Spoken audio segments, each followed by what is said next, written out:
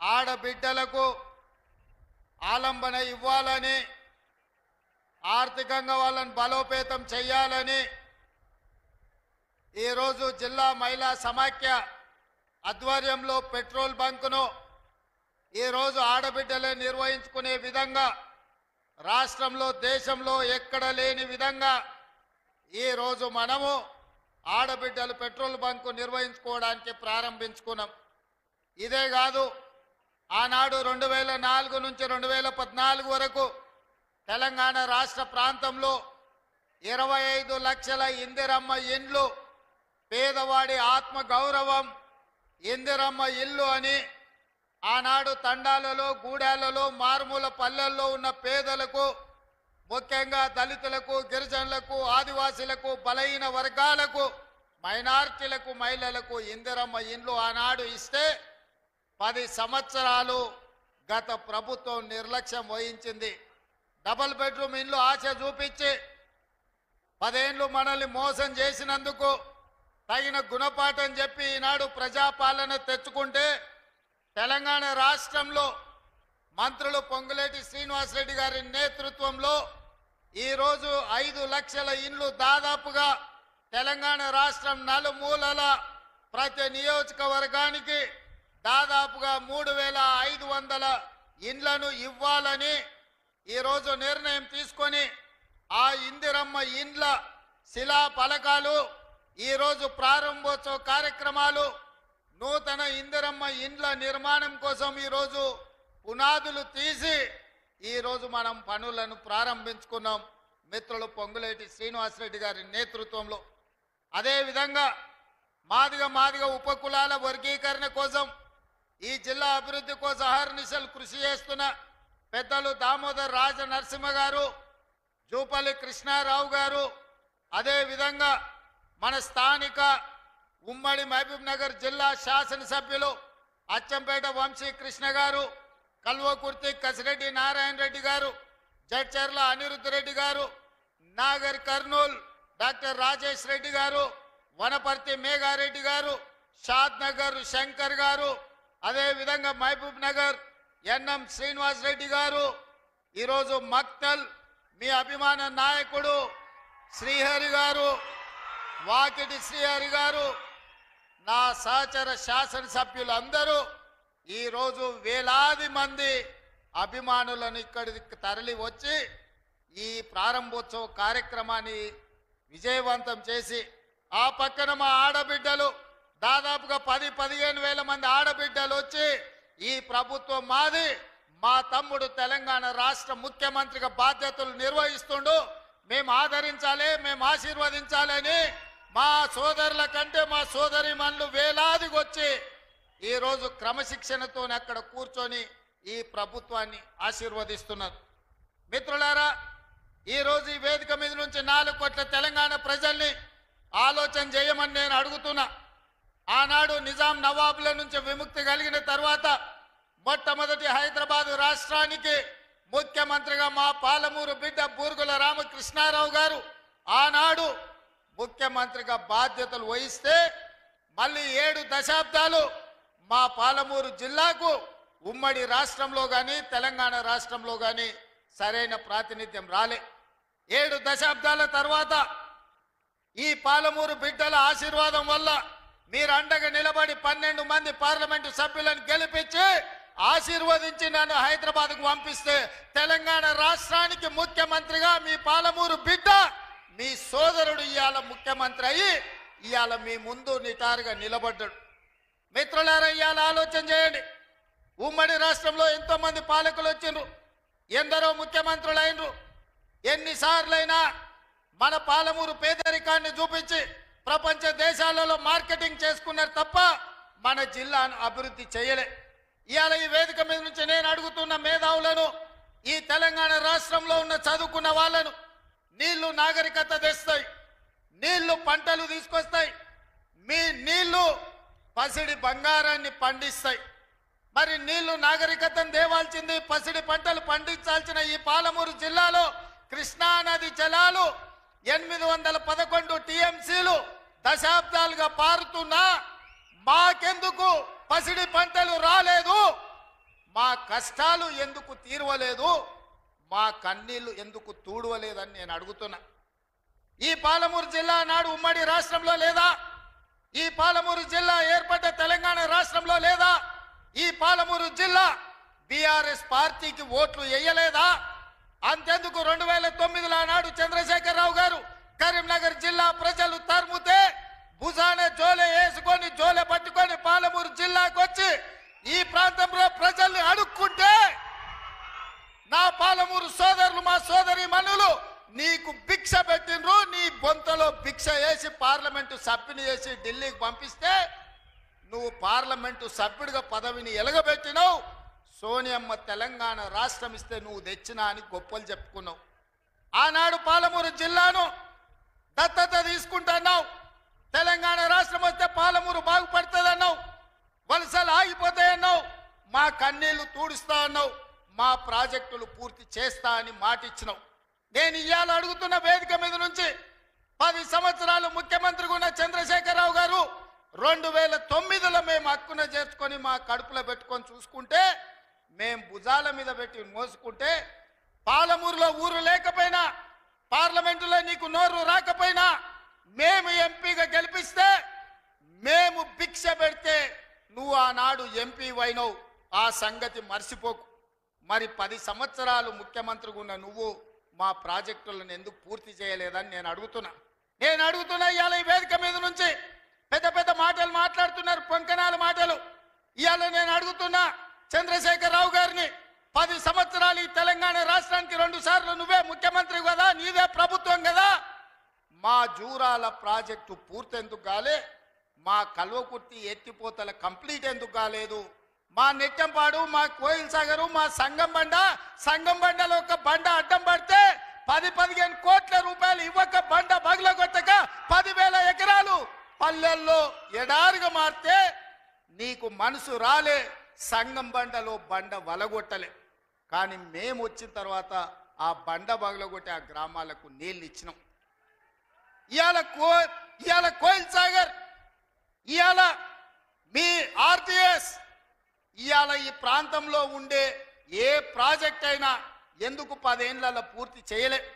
అదే కాదా నాడు ఉమ్మడి రాష్ట్రంలో జూపల్లి కృష్ణారావు గారు, చిన్నారెడ్డి గారు, డాక్టర్ మల్లు రవి గారు ఆనాడు కిరణ్ కుమార్ రెడ్డితో కొట్లాడి, ఆనాడు అరుణమ్మ గారు కూడా మంత్రిగా పాలమూరు రంగారెడ్డి ఎత్తిపోతల ప్రాజెక్టు పూర్తి చేయాలి, 12 లక్షల ఎకరాలకు నీళ్లు ఇవ్వాలి అని కొట్లాడి జూరాల నుంచి నీళ్లు తీసుకోవాలని పాలమూరు రంగారెడ్డి ఎత్తిపోతల పథకానికి అనుమతి తీసుకొచ్చారు. 16,000 కోట్లతోని ప్రాజెక్టు మంజూరైంది. 35,000 కోట్లు మొత్తం అంచనాలు వేసి టెండర్లు పిలిచిండ్రు.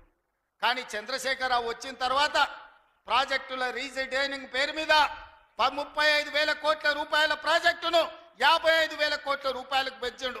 టెండర్లు పిలిచిండు, కాంట్రాక్టర్లకు ఇచ్చిండు, కమిషన్లు మెక్కిండు. జూరాల నుంచి నీళ్లు తీసుకోవాల్సిందని శ్రీశైలం బ్యాక్ వాటర్స్ కు పంపించాడు. ఇవాళ శ్రీశైలానికే ఆ ప్రాజెక్టును తరలించడం వల్ల ఈరోజు పాలమూరు ఎడారిగా మారుతుంది. 10 ఏళ్లలో పాలమూరు రంగారెడ్డి పూర్తి చేసిన, కల్వకుర్తి పూర్తి చేసిన, భీమా, నెట్టంపాడు, కోయిల్ సాగర్, రాజోలి బండ పూర్తి చేసి ఉంటే, తుమ్మిళ్ళ ప్రాజెక్టును పూర్తి చేసి ఉంటే ఇవాళ ఆంధ్రప్రదేశ్ మనకు అభ్యంతరం పెట్టకపోయి ఉండే. 10 ఏళ్లలో నువ్వు ప్రాజెక్టులు పూర్తి చేయలేదు.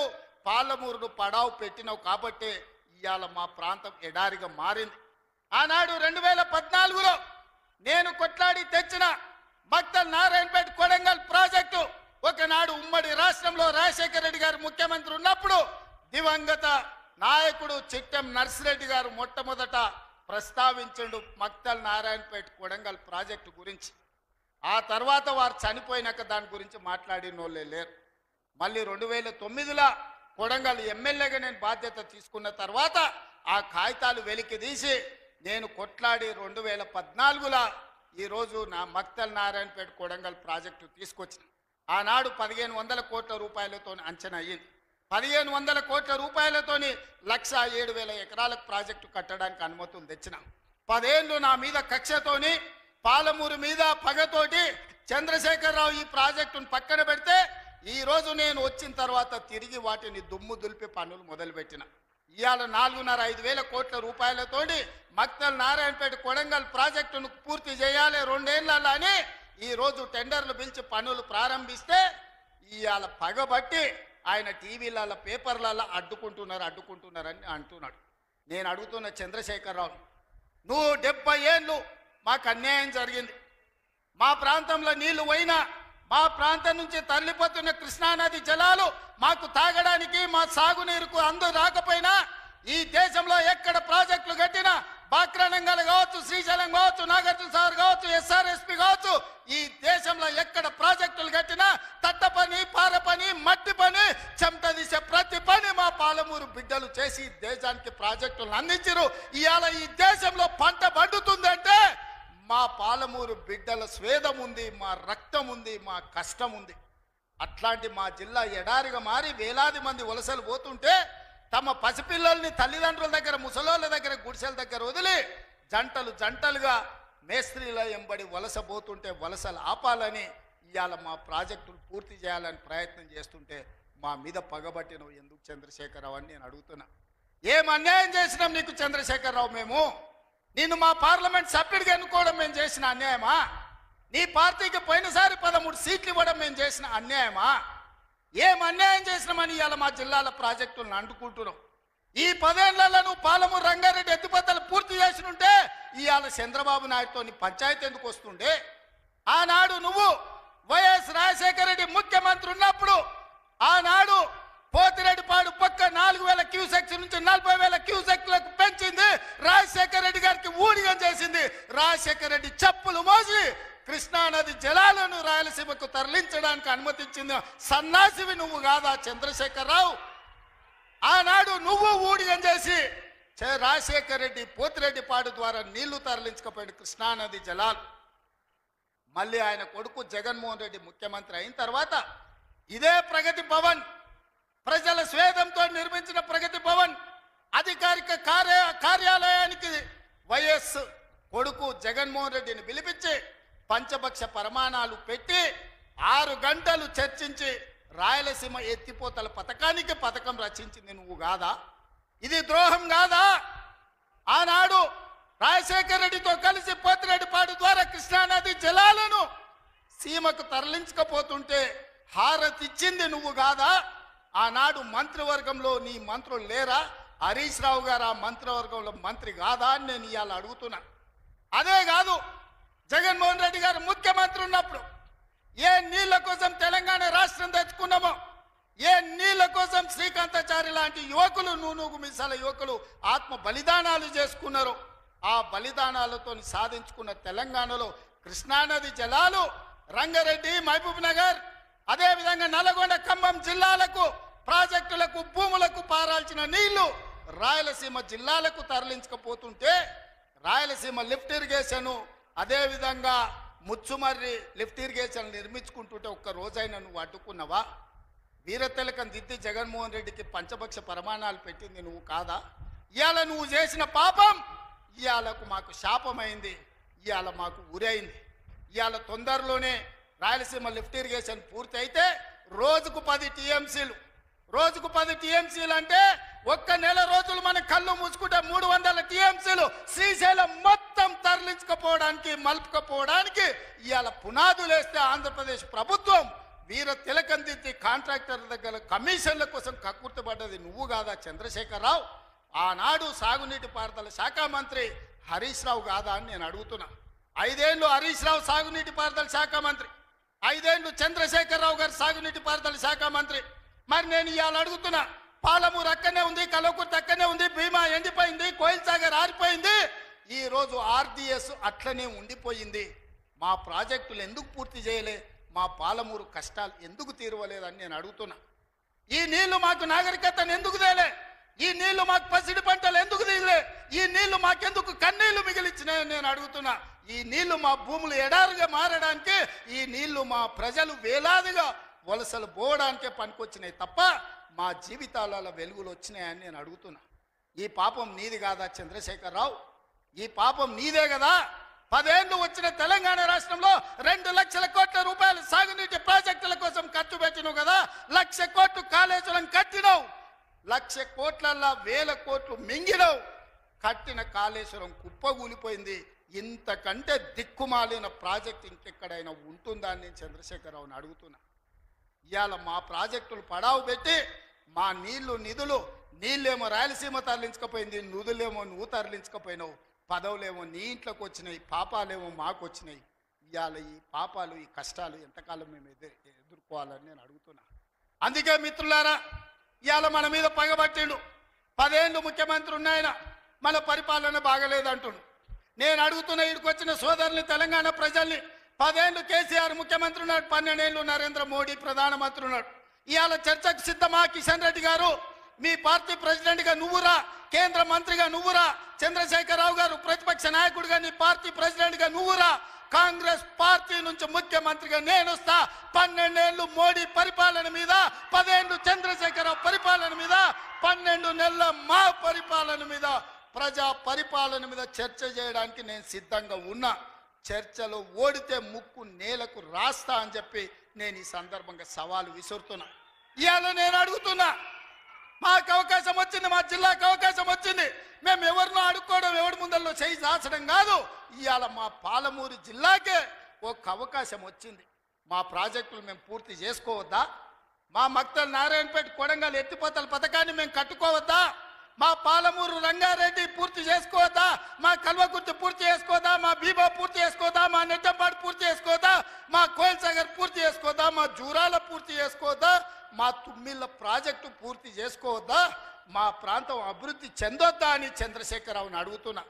ఏది తీసినా ఏది పెట్టినా వద్దు అనే తప్ప నీ నోటి నుంచి ఒక్క మాట అయినా మంచి మాట వచ్చిందా అని నేను అడుగుతున్నా. ప్రాజెక్టులు కట్టొద్దంటివి, భూములు సేకరించొద్దంటివి, పరిశ్రమలు పెట్టొద్దంటివి. లగచర్లలో పరిశ్రమలు అంటే కలెక్టర్లను చంపడానికి చూస్తేవి. మాకు పరిశ్రమలు వద్దా? మా జిల్లాకు ప్రాజెక్టులు వద్దా? మా జిల్లాలో నీళ్లు పారొద్దా? మా పంటలు పండొద్దా? మా రైతులు బాగుపడొద్దా? మేము మంచి బట్టలు కట్టుకోవద్దా? మేము బుక్కెడు బువ్వ తినొద్దా? మేము సమాజంలో గౌరవంగా బతకొద్దా? చంద్రశేఖరరావు, నువ్వు సమాధానం చెప్పని నేను వేదిక మీద నుంచి అడుగుతున్నా. మాకు ఆత్మగౌరవం లేదా? మేము మీలాక దొరలు కాకపోవచ్చు, కానీ మేము రైతు బిడ్డలమే కదా. మేము గౌరవంగా బతకాలని కోరుకోవడం తప్ప, మా ఆడబిడ్డలు వాళ్ళ పిల్లల్ని చదివించుకోవాలనుకోవడం ఏమన్నా నేరమా? ఎందుకు అడ్డుకుంటున్నారు నువ్వు, నీ కొడుకు, నీ అల్లుడు అని నేను అడుగుతున్నా. 12 నెలలు కానీ ప్రభుత్వం అప్పుడే దిగిపోవాలంటున్నాడు. 10 ఏళ్ళలో నువ్వు చెయ్యని పనులు మేము చేసినాం కదా. ఏం బాగలేదు పాలన.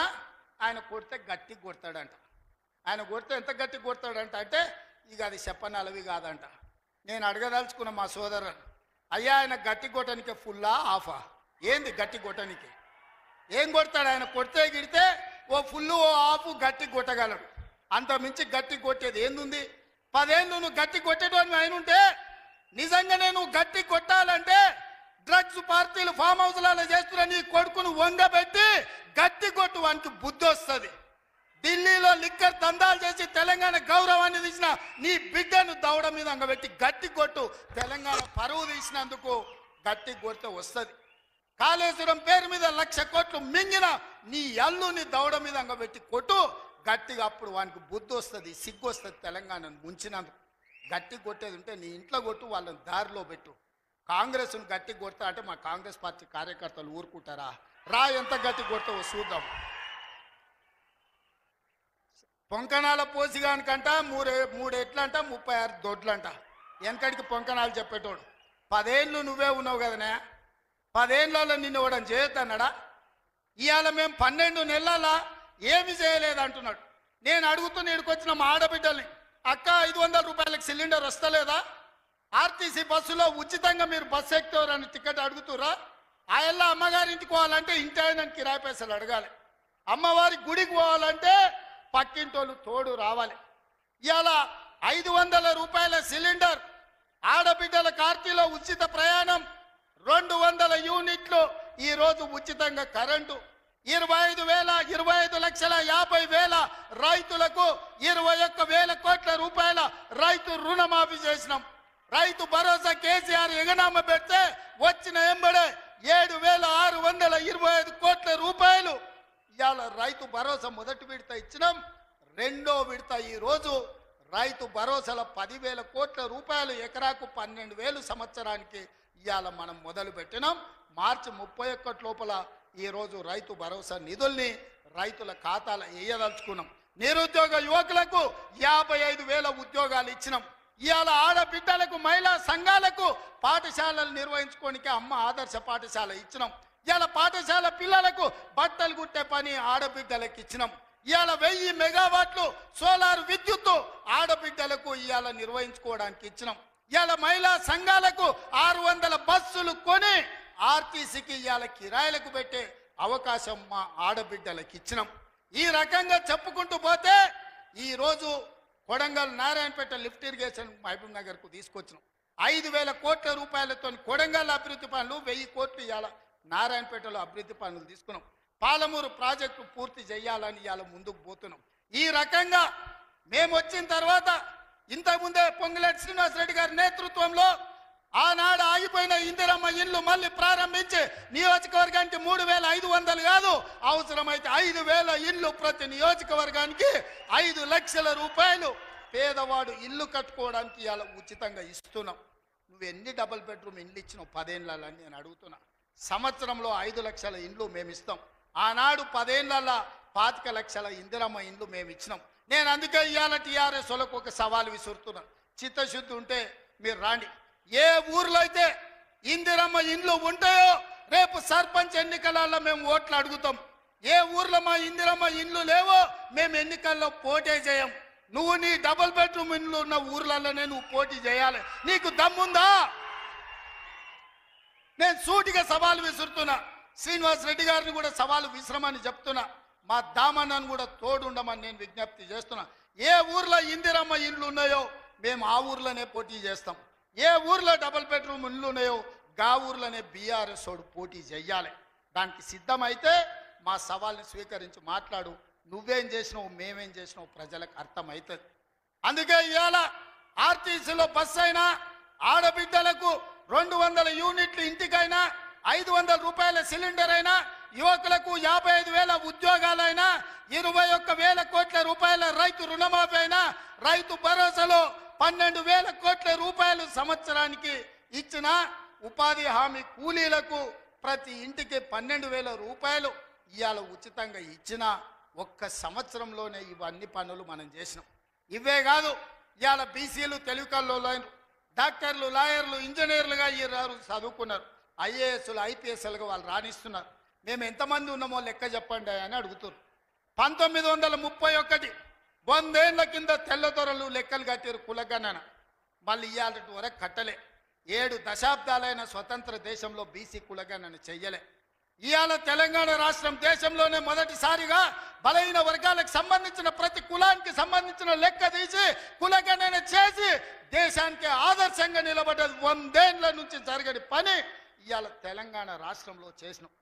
మాదిగ ఉపకులాల వర్గీకరణ ఏళ్ళ నుంచి కొట్లాడుతారు. 30 ఏళ్ళ నుంచి 100 మంది పిల్లలు చచ్చిపోయిన కొట్లాటలు.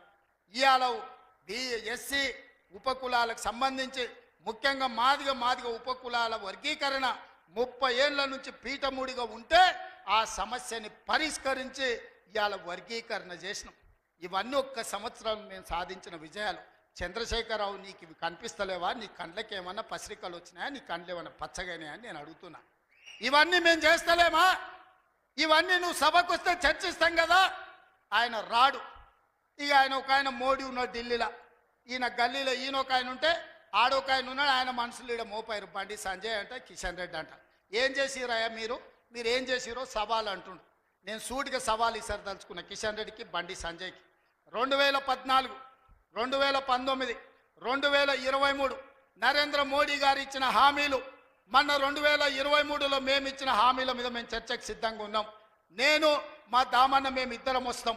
కిషన్ రెడ్డి గారు, బండి సంజయ్ మీరు ఇద్దరు రాండి. బీఆర్ఎస్ నుంచి వాళ్ళని కూడా తండ్రి కొడుకులు వస్తారో, మామ అల్లుడు వస్తాడో, బావ బామార్ది వస్తాడో, ఎవడో ఒకడు వాళ్ళని కూడా రాని. చర్చ పెడదాం, బజార్లో పెడదాం, అంబేద్కర్ చౌరస్తాలో పెడదాం. అంబేద్కర్ సాక్షిగా చర్చ చేద్దాం.